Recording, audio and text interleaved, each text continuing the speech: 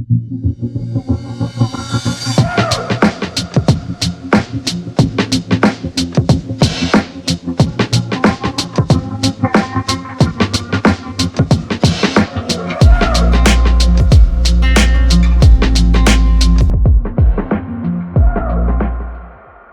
be very honest, I've always seen iPhone as a cool smartphone, but I've never used it before.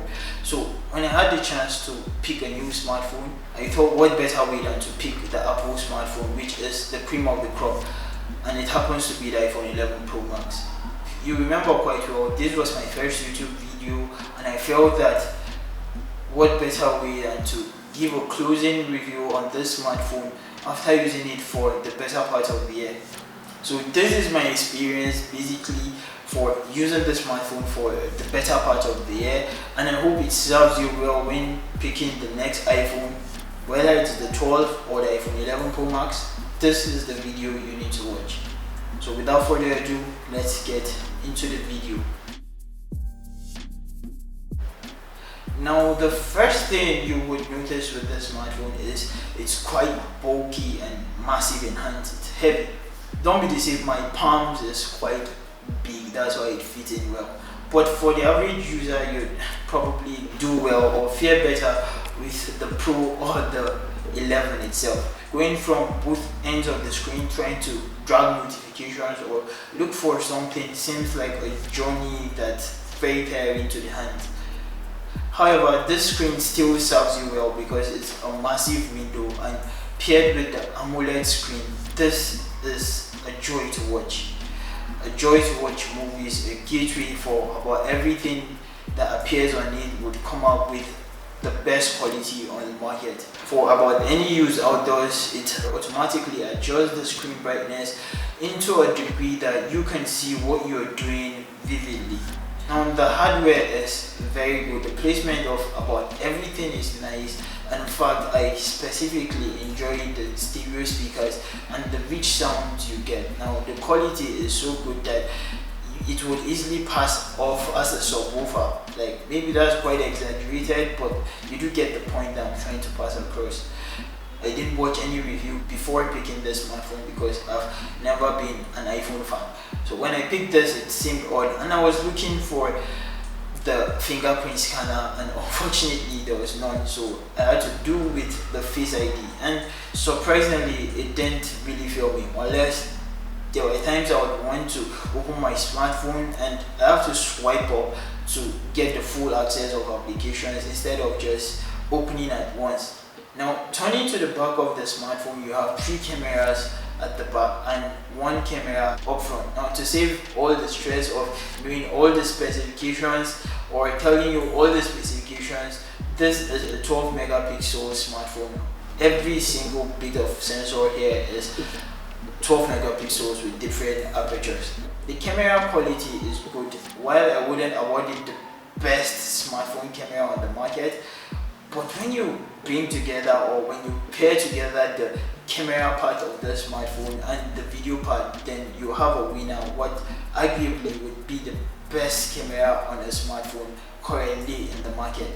You can record up to 4K videos, which I find amazing because I've even recorded a music video off of the sensors of this camera, and it really came out quite well and professional.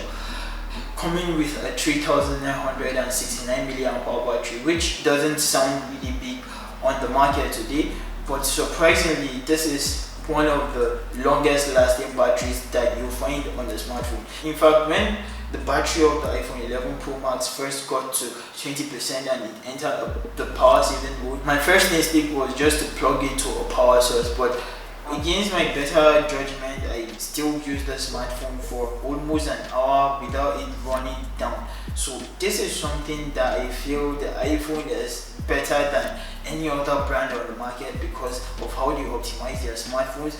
The battery is so streamlined and in sync with almost all the apps that get into this ecosystem, and this is where Apple thrives more than any other smartphone on the market. The 18 watts charging, it's not the most impressive you'd find on the market, but you can get your smartphone juiced up in an hour and a little bit of minutes.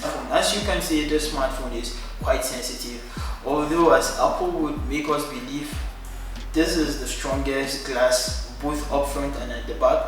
But when it breaks, it's not a good sight to see. So I would advise you to get a power case or a protective case in general to protect your investment. Now, if you ask me my experience with this smartphone, I'm going to tell you that it's a love and a hate relationship at the same time.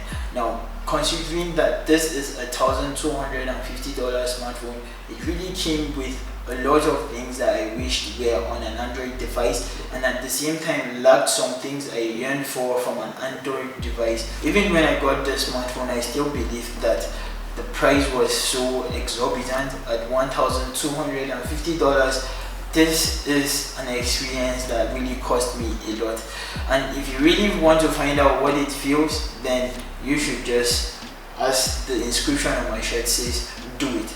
Now the saving grace is iPhone 12, which is coming out next month. Now with the coming or the release of the smartphone, you would experience a significant drop in price in this smartphone, and because of that, this is a chance for you to get this smartphone if it goes below $1,000. But if it still remains around that figure, $1,250 to experience the same kind of experience I've experienced would be something that I would not wish for you. You should do the needful. If you really enjoyed this video and this kind of setting, it's something that I've never done before, I'm a bit relaxed and all that, you should leave a comment in the comment section below, and please like, subscribe, and click on the bell icon to receive amazing updates whenever I post good content on this channel. Zarema Moses, and without saying much, peace.